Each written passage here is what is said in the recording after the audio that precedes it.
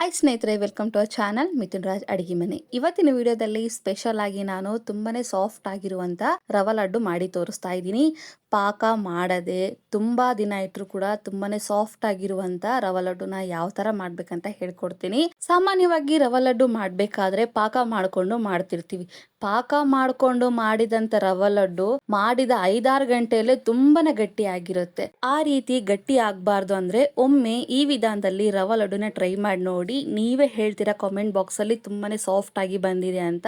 ಮಾಡೋದು ಇಷ್ಟು ಈಸಿನಾ ಅಂತ ನಿಮ್ಗೆ ಅನ್ಸುತ್ತೆ. ಒಂದ್ಸರಿ ಟ್ರೈ ಮಾಡಿ ನೋಡಿ. ಮೊದಲನೇದಾಗಿ ನಾನು ಕಡಾಯಿಯಲ್ಲಿ 2 ಟೇಬಲ್ ಸ್ಪೂನ್ ಅಷ್ಟು ತುಪ್ಪ ಹಾಕ್ತಿದ್ದೀನಿ. ಇಷ್ಟೇ ಹಾಕೋಬೇಕು ಅಷ್ಟೇ ಹಾಕೋಬೇಕು ಅಂತ ಏನಿಲ್ಲ. ಈ ತುಪ್ಪನ ನೀವು ಬೇಕಿದ್ರೆ ಎಷ್ಟು ಬೇಕೋ ಅಷ್ಟು ಹಾಕೋಬಹುದು. ನಾನು 2-3 ಟೇಬಲ್ ಸ್ಪೂನ್ ಅಷ್ಟು ತುಪ್ಪ ಹಾಕಿದ್ದೀನಿ.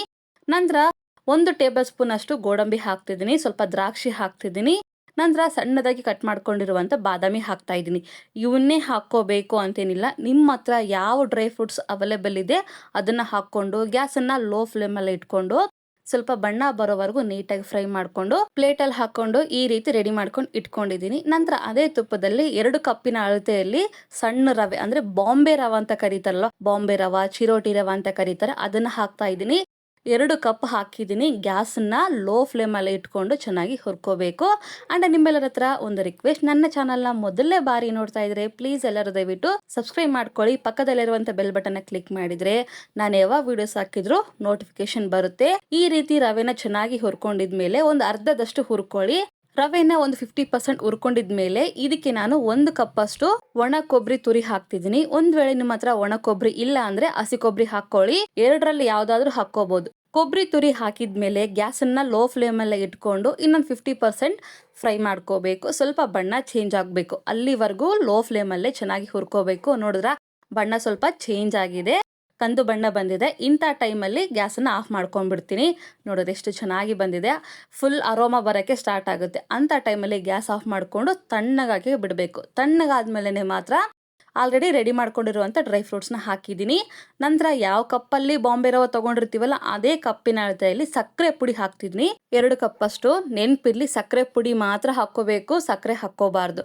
ಅದು ಕೂಡ ರವೆ ಕಂಪ್ಲೀಟಾಗಿ ತಣ್ಣಗಾದ್ಮೇಲೆ ಮಾತ್ರ ಹಾಕ್ಕೋಬೇಕು. ಇಲ್ಲ ಅಂದರೆ ತಣ್ಣಗಾಗಿಲ್ಲ ಅಂತಂದರೆ ಸಕ್ಕರೆ ಬೇಗ ಮೆಲ್ಟ್ ಆಗಿಬಿಡುತ್ತೆ, ನೀರಾಗ್ಬಿಡುತ್ತೆ ರವೆ. ಅದಕ್ಕೋಸ್ಕರ ಸಕ್ಕರೆ ಪುಡಿ ಹಾಕಿದ್ಮೇಲೆ ಎಲ್ಲವನ್ನೂ ನೀಟಾಗಿ ಕಲಿಸ್ಕೊಂಡು ಈ ರೀತಿ ರೆಡಿ ಮಾಡ್ಕೊಂಡು ಇಟ್ಕೊಂಡಿದ್ದೀನಿ.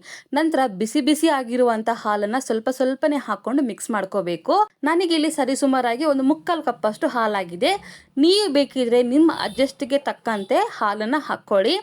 ಒಂದೇ ಸಾರಿ ಜಾಸ್ತಿ ಹಾಲನ್ನು ಹಾಕ್ಕೋಬೇಡಿ, ಯಾಕೆಂದ್ರೆ ನೀರಿಗಾಗ್ಬಿಟ್ರೆ ಕಷ್ಟ ಆಗುತ್ತೆ. ಬಿಸಿ ಇರುವಂತ ಹಾಲನ್ನ ಸ್ವಲ್ಪ ಸ್ವಲ್ಪನೇ ಹಾಕ್ಕೊಂತ ನೀಟಾಗಿ ಮಿಕ್ಸ್ ಮಾಡ್ಕೊಂಡು ಉಂಡೆ ಕಟ್ಟಕ್ಕೆ ಬರುತ್ತೆ ಅಂತ ಟ್ರೈ ಮಾಡಿ. ಬಂದಿಲ್ಲ ಅಂದ್ರೆ ಅವಾಗ ಇನ್ನು ಸ್ವಲ್ಪ ಹಾಲು ಹಾಕ್ಕೊಳ್ಳಿ. ಈ ರೀತಿ ಎಲ್ಲ ಹಾಲನ್ನ ಹಾಕ್ಕೊಂಡಿದ್ಮೇಲೆ ನೀಟಾಗಿ ಕಲಿಸ್ಕೊಂಡು ಉಂಡೆ ಕಟ್ಟೋಕೆ ಬಂದ್ರೆ ಸರಿ.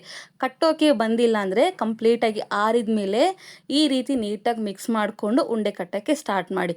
ಇದು ಒಂದು ಇಂಪಾರ್ಟೆಂಟ್ ಸ್ಟೆಪ್, ನೆನ್ಪಿಟ್ಕೋಬೇಕು. ಬಿಸಿ ಬಿಸಿ ಹಾಲನ್ನ ಒಂದೇ ಸರಿ ಹಾಕ್ಕೋಬೇಡಿ, ಸ್ವಲ್ಪ ಸ್ವಲ್ಪನೇ ಹಾಕ್ಕೊಳ್ಳಿ. ಸ್ವಲ್ಪ ಹಾಲನ್ನು ಹಾಕಿ ಎಲ್ಲವನ್ನು ಮಿಕ್ಸ್ ಮಾಡಿಕೊಂಡು ಉಂಡೆ ಕಟ್ಟಕ್ಕೆ ಬರುತ್ತೆ ಅಂದರೆ ಹಿಂದೆಲೆ ಕಟ್ಕೊಂಬಿಡಿ. ಒಂದು ವೇಳೆ ಕಟ್ಟಕ್ಕೆ ಬಂದಿಲ್ಲ ಅಂತಂದರೆ ಸ್ವಲ್ಪ ಹೊತ್ತು ಬಿಟ್ಟು ಆರಿದ್ಮೇಲೆ ಈ ರೀತಿ ಉಂಡೆ ಕಟ್ಟೋಕ್ಕೆ ಸ್ಟಾರ್ಟ್ ಮಾಡಿದರೆ ತುಂಬಾ ಸಿಂಪಲ್ ಆಗಿರುವಂಥ, ತುಂಬಾ ಸಾಫ್ಟ್ ಆಗಿರುವಂಥ ರವಾ ಲಡ್ಡು ರೆಡಿನೇ ಆಗೋಗುತ್ತೆ. ಈ ವಿಧಾನದಲ್ಲಿ ರವಾ ಲಡ್ಡು ಮಾಡಿದರೆ ಎಷ್ಟು KG ಆದರೂ ಸರಿ ಒಬ್ಬರೇ ಮಾಡ್ಬೋದು. ಇಷ್ಟು ಸಿಂಪಲ್ ಆಗಿರುವಂಥ ರವಾ ಲಡ್ಡು ಎಲ್ಲೂ ಇರೋದಿಲ್ಲ. ಪಾಕ ಮಾಡ್ಕೋಬೇಕು, ಅದು ಒಂದೆಳೆ ಪಾಕ ಬಂದಿದೆನಾ ಇಲ್ಲ ಅಂತ ಚೆಕ್ ಮಾಡೋ ಬದಲು ಒಮ್ಮೆ ಈ ವಿಧಾನದಲ್ಲಿ ಹೀಗೆ ರವಾ ಲಡ್ಡನ್ನು ಟ್ರೈ ಮಾಡಿ. ಖಂಡಿತ ಎಲ್ಲರೂ ಅಪ್ರಿಷಿಯೇಟ್ ಮಾಡ್ತಾರೆ. ನಾನು ಈ ವಿಡಿಯೋ ಶೂಟ್ ಮಾಡುವಾಗ 5-6 ರವೆ ಲಡ್ಡು ಖಾಲಿ ಆಗೋಗಿದೆ. ಅದಕ್ಕೆ ಸ್ವಲ್ಪ ಕಾಣಿಸ್ತಾ ಇದೆ ಅಷ್ಟೇ. ಯಾಕಂದರೆ ಮಾಡ್ತಾ ಮಾಡ್ತಾ ರವೆ ಲಡ್ಡು ಕಟ್ತಾ ತಿಂತಾನೆ ಇರ್ತಾರೆ. ಅಷ್ಟು ರುಚಿಯಾಗಿರುತ್ತೆ. ಒಂದ್ಸರಿ ಮಾಡಿ ನೋಡಿದ್ರೆ ಅಲ್ಲ ಹೇಗಿದೆ ಏನು ಅಂತ ಗೊತ್ತಾಗೋದು. ಒಂದು ತೆಗೆದು ತೋರಿಸ್ತಾ ಇದ್ದೀನಿ ನೋಡಿ ಎಷ್ಟು ಸಾಫ್ಟ್ ಆಗಿದೆ ಅಂತ.